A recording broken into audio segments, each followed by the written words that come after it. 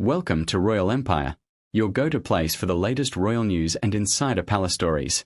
Today, we have a jaw-dropping revelation that will challenge everything you thought you knew about Harry and Meghan. A former insider has come forward, and her testimony changes everything. This isn't just any ordinary claim. What she has to say will shake the very core of the story we've been told. Be sure to subscribe right now, because this is a story everyone will be talking about. Hit that subscribe button, and let's dive right in. Meghan's former nanny, some sources refer to her as the housemaid, has finally stepped forward.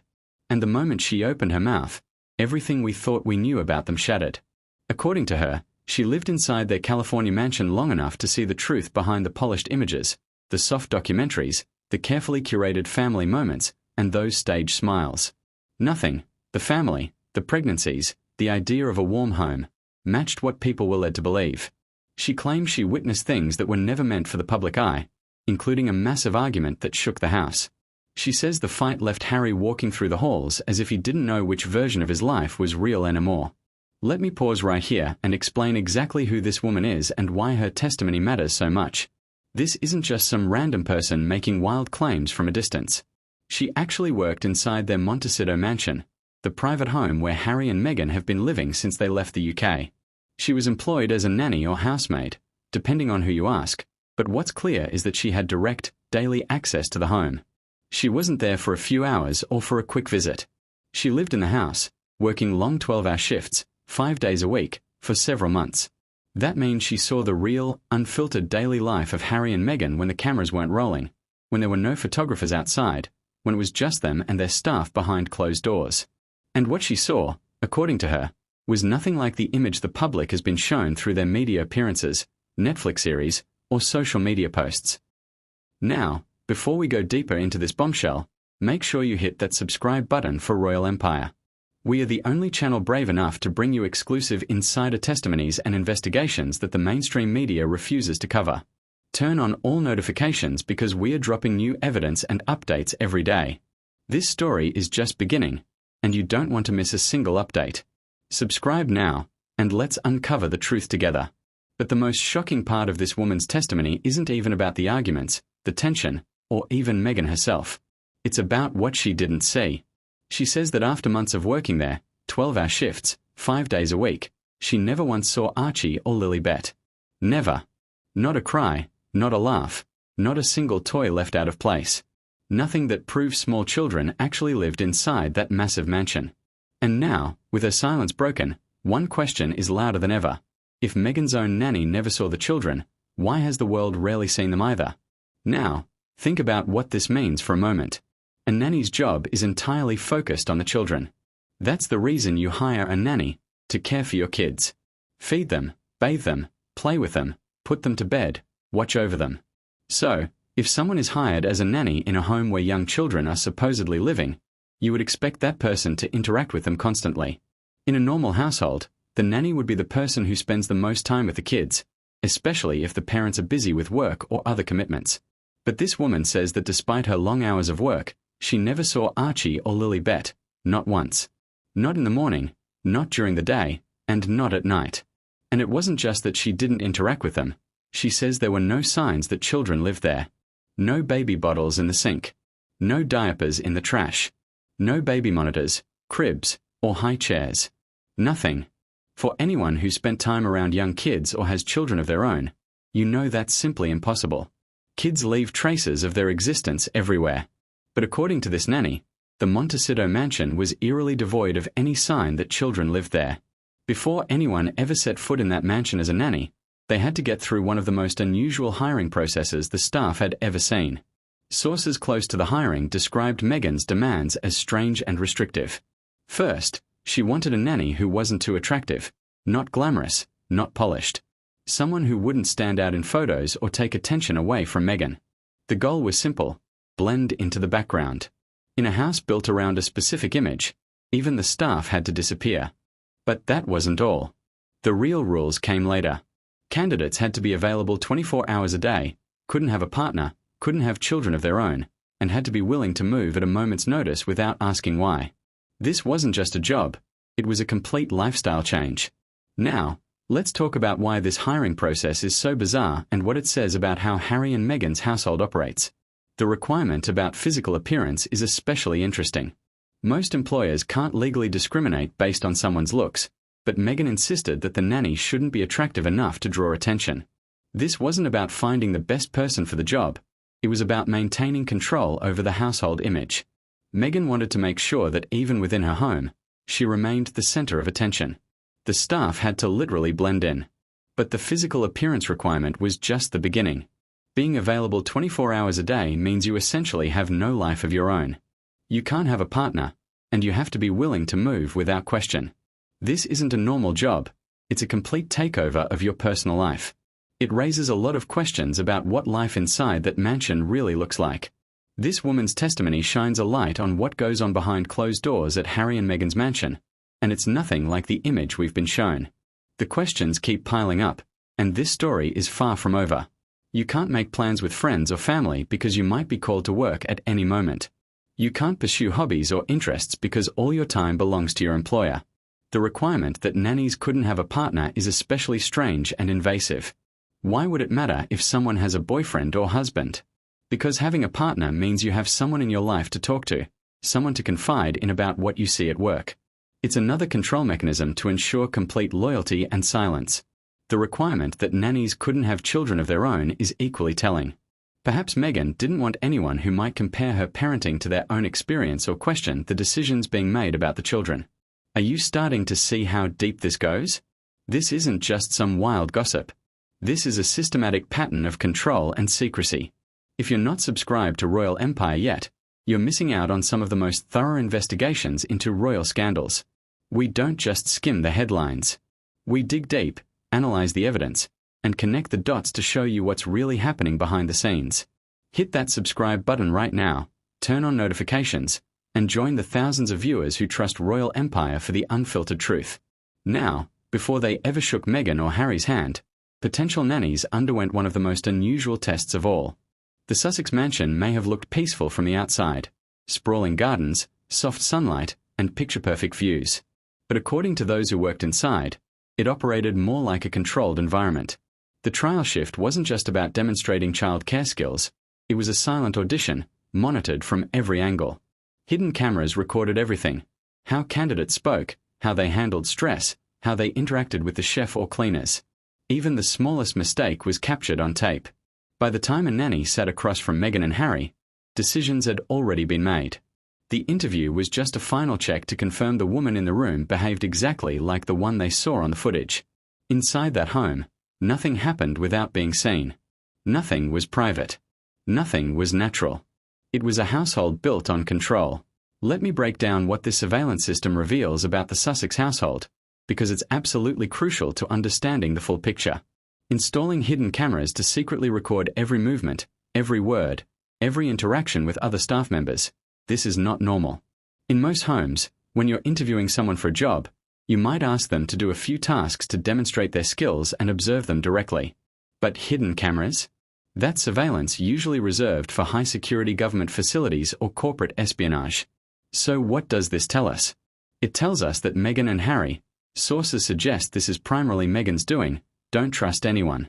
They assume everyone might be a threat, a potential leak, or someone who could expose something they want kept hidden. They're not just looking for someone competent at childcare. They're looking for someone who can be completely controlled. Someone who will follow orders without question. Someone who will maintain absolute secrecy about whatever they witness inside that home. And think about what they were watching for. Not just how the candidate interacted with children. Remember, those children were apparently never seen anyway, but how they spoke to other staff members like the chef or cleaners. Why would that matter? Because they wanted to know if this person was someone who asked questions, who made conversation, who might form bonds with other employees and potentially share information. They were building a staff of isolated individuals who don't talk to each other about what they see, ensuring no one can piece together a complete picture of what's really happening inside their house. Soon, the staff would learn that this control stretched far beyond the hiring process and into the very heart of the family's most private life. Long before the public ever caught wind of anything unusual, tension had already been building inside the Sussex household, and it began with something as simple as choosing a nanny. Prince Harry had grown up under the care of a Norland nanny, the gold standard of royal childcare. Norland nannies are disciplined, discreet, and trained to protect both a child and a family's image with absolute loyalty. Naturally, Harry wanted the same stability for his own children. But Meghan didn't want that world. Not the uniforms, not the structure, not the traditions that came with it. She wanted something different, something more modern, more flexible, and more California-inspired. She wanted a nanny who felt like family, not like staff. No outdated routines, no royal fingerprints, nothing that tied her new household to the old one. This disagreement might sound small, but inside the mansion, it was the start of a quiet divide. Harry leaned toward tradition, while Meghan leaned toward total reinvention. And from that moment forward, every child care decision reflected her vision, not his. The message was clear. The old rules were gone. The Sussex home would function by Meghan's design alone. This conflict over hiring a Norland nanny versus a California-style nanny is actually a microcosm of the larger power dynamic in Harry and Meghan's relationship. It reveals who truly calls the shots, who really makes the decisions, and how the family structure operates behind closed doors. Meghan wasn't just shaping the role of a nanny, she was shaping the entire direction of their household. Norland nannies represent something specific. They're trained at the prestigious Norland College in England, and they wear recognizable uniforms. They follow established protocols that have been used by royal families and wealthy aristocratic families for generations. They're professional, experienced, and known for their absolute discretion.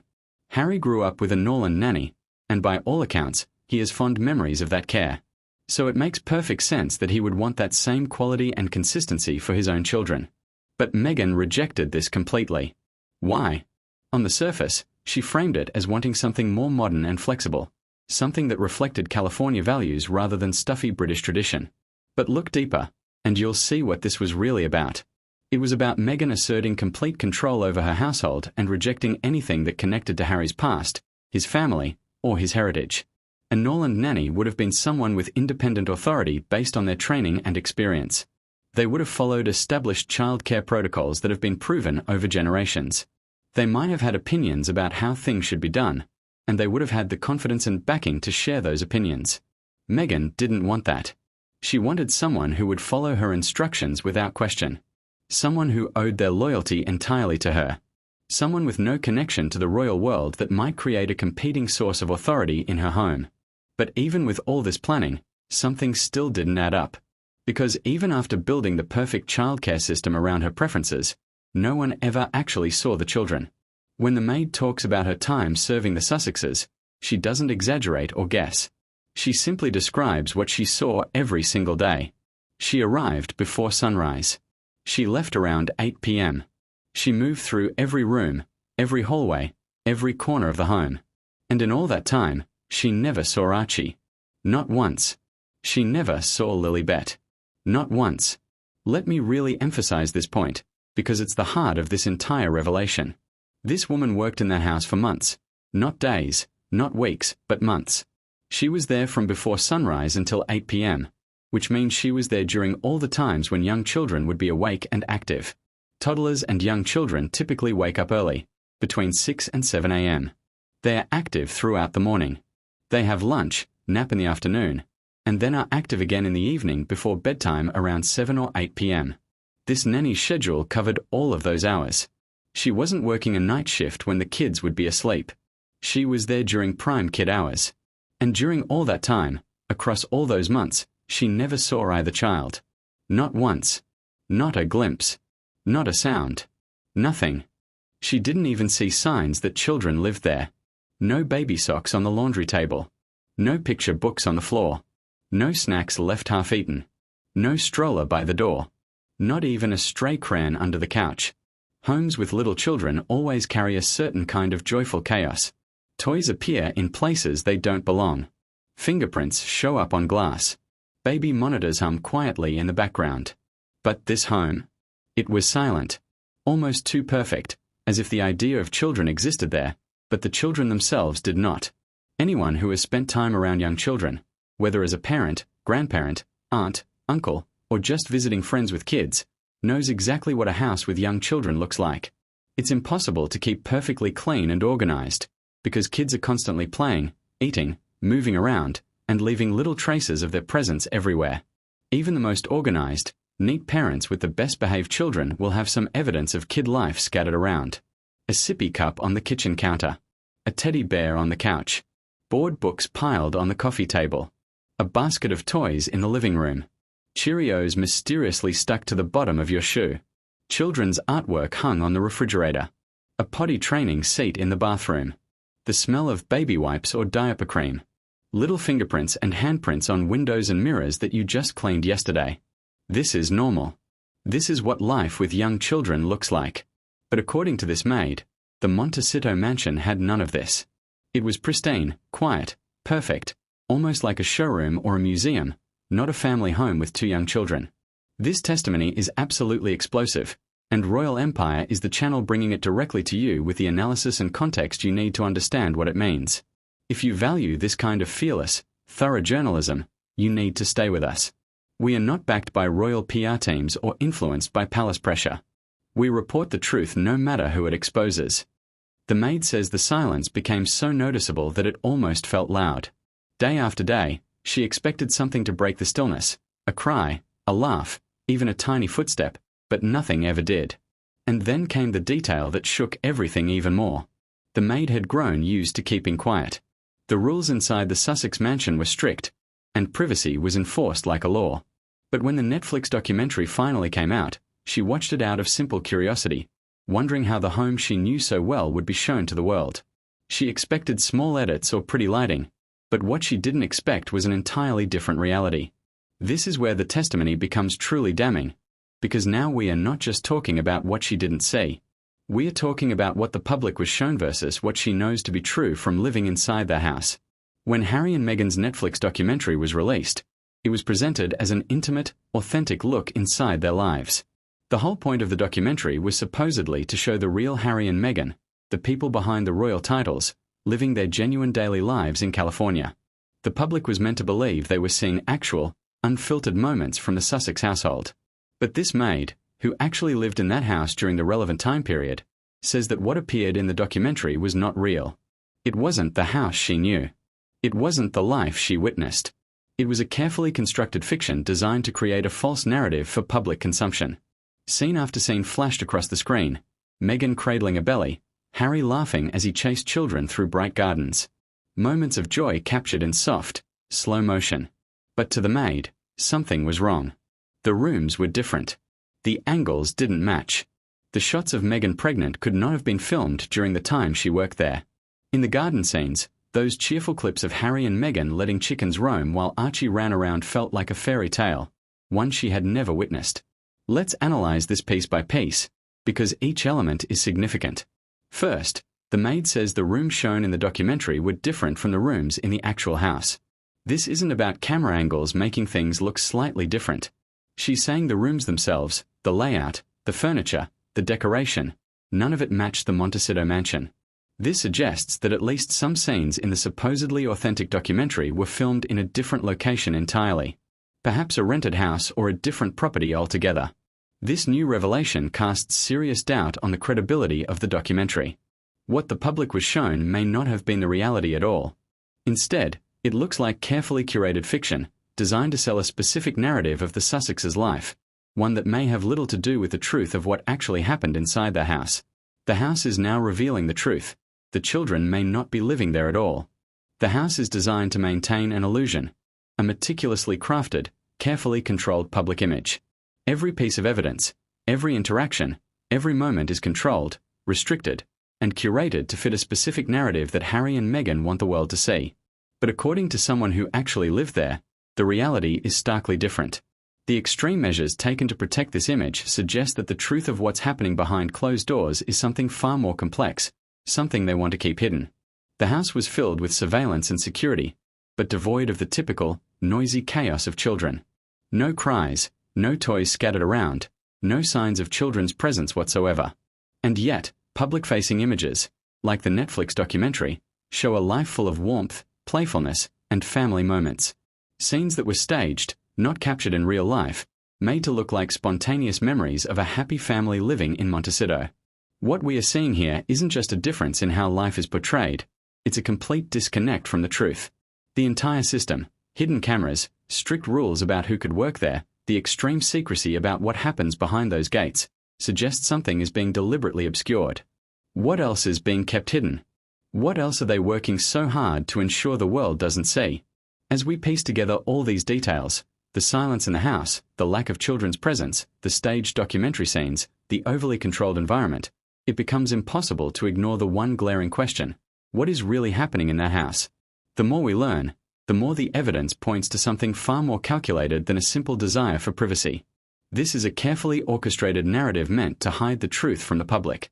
And perhaps the most telling part of all this, the people involved in crafting this story, the nannies, the staff, the crew, are all trained, professional, and experienced enough to know when they're being manipulated.